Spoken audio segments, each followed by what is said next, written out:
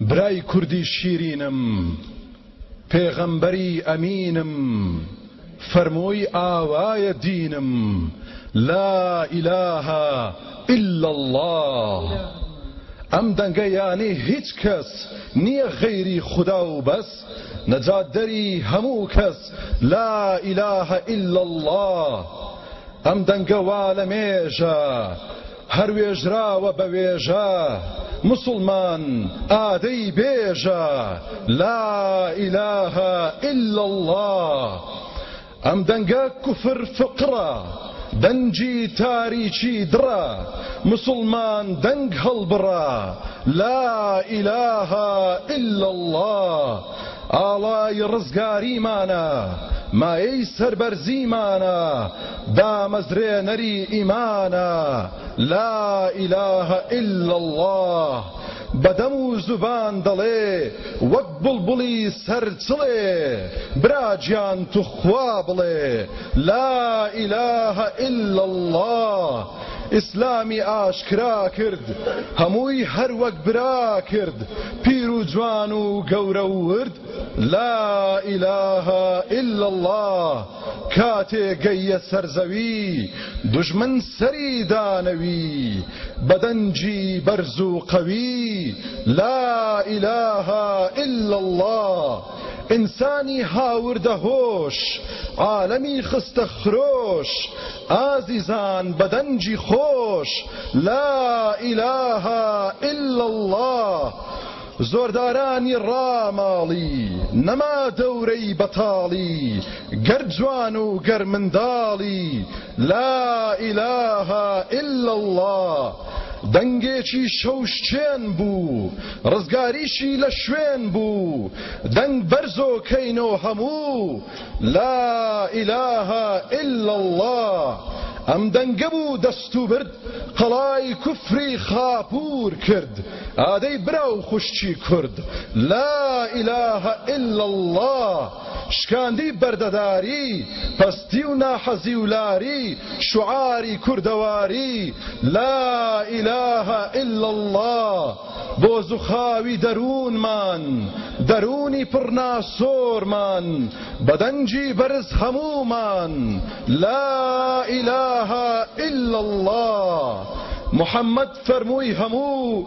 گشت بەتاڵە و گشت درۆ الله الله تفلحوا لا إله إلا الله بقد مخلوقي الله آياتي كلام الله صلوات بو رسول الله لا إله إلا الله أي لاوينا أي گەنجینە تەنها ئیسلام ڕێگەی ژینە هەر یاسایەکی دەستکردە پاشە ڕۆژی گریە و شینە من گەنجێکی مسلمانم فیدای خوا بێ ماڵ و گیانم چەندی بۆ خوا تێبکۆشم هەر خۆم بە قەردار دەزانم ئەی گەنج بگرە ڕێگەی قورئان ڕێی بەهەشت و ڕێگەی ئیمان تا ڕزگار بی لە بەدبەختی بگەیتە فیردەوس و ڕەیان تۆ کە گەنجی بڕواداری بۆ لە ڕێی خواوە هالاری پێویستی سەرتە تێبکۆشی لە ڕێی شا ڕێگەی بەختیاری لاوینە خۆشی و ڕابواردن بەردەوام نابێ وریابن ڕۆژێ دێ لە پڕ کۆچ دەکەین نۆش دەکەین شەرابی مردن ئەوسا سوودی نییە هاوارمان با ئێستا بکەین چارەمان فری و نەخۆین بەلاوێتی تا گەش و سپی بێ ڕوومان ڕاستە فەرموودەی پێغەمبەری خوددا ئیسلام ئەو ڕۆکە پولوە ئاگرێکە بژی ئەو کەسەی لە دەستی نادا بۆ ئاینی خۆی وەک بیلالێکە هەرکەس کە ئەمڕۆ لە خوا بترسێ توانجی لێ دەدرێ لای هەموو کەسێ ناو ناتۆری بۆ هەڵدەبەستن هەتاک و خەڵکی ڕاستی نەبیستن سیواکی دەستم زۆر نامۆ بووە مزگەوتەکانیش تەواو چۆل بووە گەنج و لاوانم مەست و سەرخۆشن دایک و خوشکانیش بەبێ سەرپۆشن کەی مسلمانان وەک ئێمە بوونە تەنها ئاواتمان دەوڵەمەند بوونە ڕیش و حیجابمان لەلا نەماوە دینی پیرۆزمان بەس ناوی ماوە مسلمانینە باوەڕدارینە ئازاری دۆزەخ گەلێ بەتینە گەرژانی دنیا بچێژین هەموو با لە ڕێی خودا لا نەدەین بەموو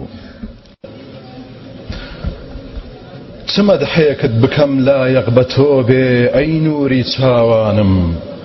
چەندی بڵێم هێشتا کەمە هەر خۆم بە قەرزار دەزانم منی زەعیف و سەرگەردان چۆن حەق بدەم بە زمانم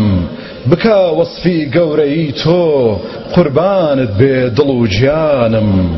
خدا وەسفی کردی بە قوربان منیش هەر هێندەی دەزانم بڵێم فیدای خۆت و دینت گیان و منداڵ و سامانم